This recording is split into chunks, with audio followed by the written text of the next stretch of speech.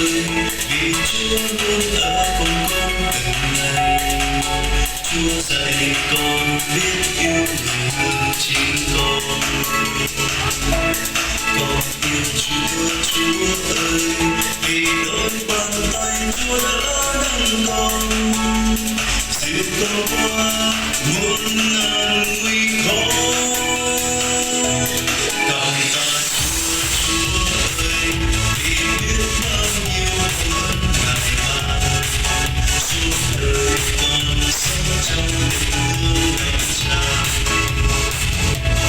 Miệng con sẽ cất cao muôn ngàn lời ca chúc con. Trong đời con đây nguyện xin yêu Chúa luôn. Vì con yêu Chúa con vững niềm tin, đời trong nơi đâu chỉ thánh thân hình.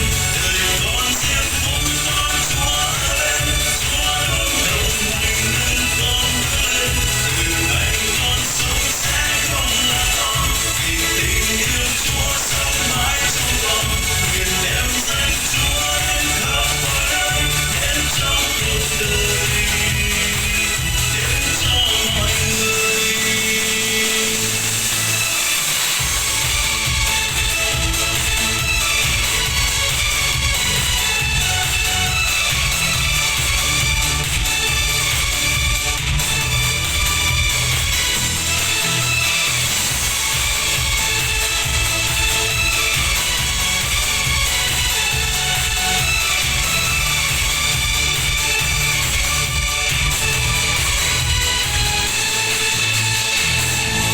Con yêu Chúa, Chúa ơi, vì Chúa luôn ở cùng con từng ngày.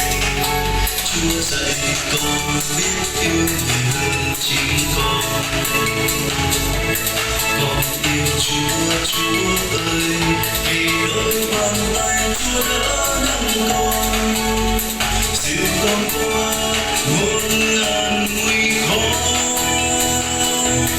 Cảm tạ Chúa ơi, vì biết bao nhiêu ơn Ngài ban. Suốt đời con sống trong tình yêu ngập tràn. Miệng con sẽ cất cao muôn ngàn lời ca chúc con. Trọn đời con đây nguyện xin yêu Chúa.